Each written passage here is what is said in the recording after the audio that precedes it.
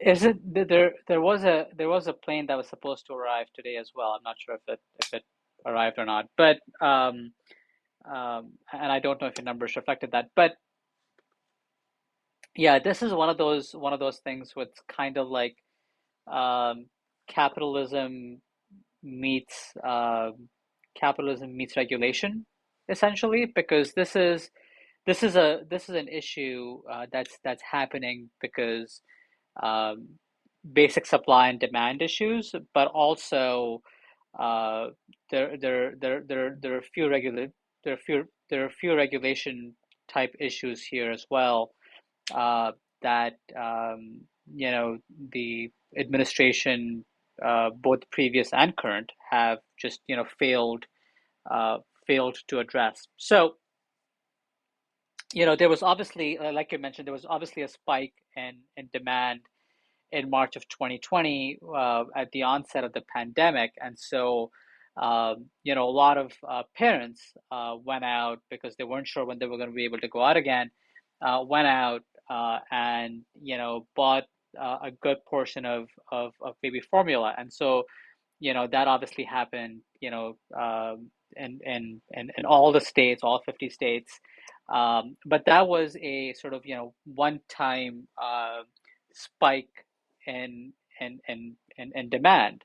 And so, if you are a company that produces baby formula and you know that this is only a one-time event, a one-time spike, um, then you are not particularly incentivized to ramp up production because why would you? People have hoarded the formula that they needed. They've purchased the formula that they've needed and stored it somewhere in a closet, and so those guys aren't coming out. So if you ramp up the production, it's just going to sit on the shelf. So you produce as much as you can to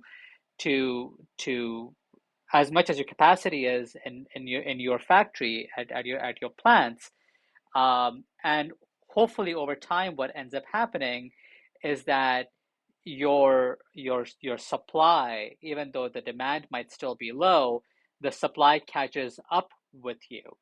The the so that's one thing. The second issue here is that the number of babies being born is going down rather than up. So if you are a company that if you're a company that produces baby formula, you don't want to set up any new plants because if you do and you spend that time and that money and other resources in setting up a new plant, a new factory to produce the formula, the utility of it is only going to be, you know, a decade or two, right? Because over time, if the number of babies is going down rather than up, you don't need the increase in supply long term.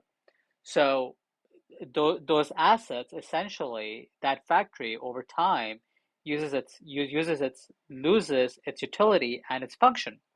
So you don't need it anymore. Obviously, the precipitating issue for this formula crisis that we are in now is the issue. What was it, February or March, when Abbott recalled the formula because of deaths?